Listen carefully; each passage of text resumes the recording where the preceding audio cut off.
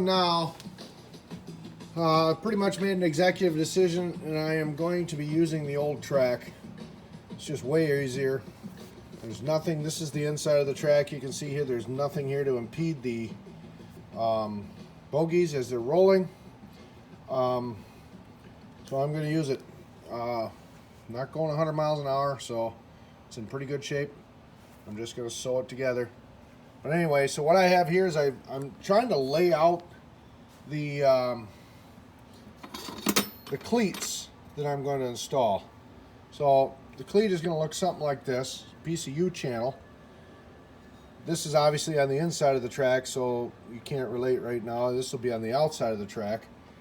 And then each one of the arrows is where a wheel rolls.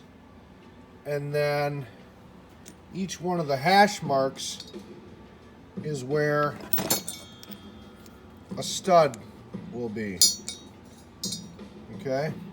So, one there, one there, one there. And, well, you get the picture.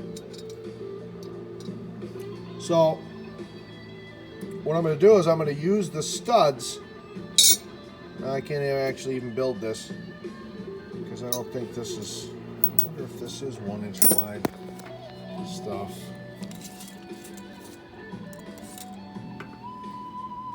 No, it's 3/4. So the space, I figured the space between here, the track has to be able to bend to go around the gears. So the width of this particular, here, let's spin you around. You're kind of upside down, but maybe you can see this. So that's 1 inch, and the space between here is 1 inch. So I'm thinking 1 by 1 channel iron. And I measured, I put this little cutoff piece, the drive axle's in the machine, I put it in there. I have 1.5 inch clearance between the top of the track and the tunnel. So if I put one of these studs in here with a flat washer on it, I know you're not supposed to use a flat washer because the point of the stud is to have this tapered part here go into the hole you drilled to lock it in. But again, this machine isn't going fast, so I don't think that's so critical, but I have to use the washer to take up space. I believe that, well, I can find out right now. Let's move you over so you can see what I'm doing here. I want to make sure that this stud doesn't stick up too high. That's my big fear. So let's pretend the cleat is like this. Huh. Wait a minute. Let's just go like this. Oh yeah, the way it's sitting now, I can tell. So this will be the inside. Yeah, well, I can pretty much measure it like this, I guess. I just have I'm dyslexic. I have a hard time thinking backwards.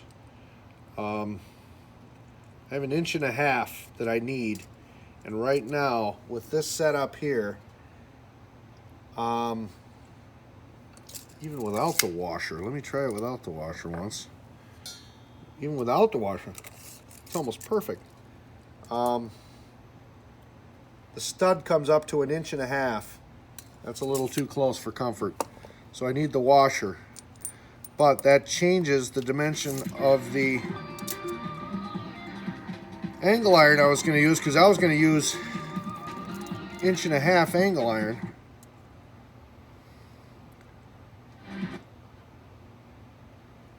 Huh. Yeah, if I use 1 inch, then I got to add the thickness of the track, which is 1/2 inch thick. Wow.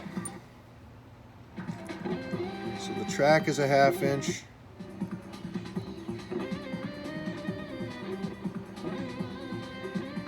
Yeah, this studs will barely stick up above the cleats, which is not a bad thing.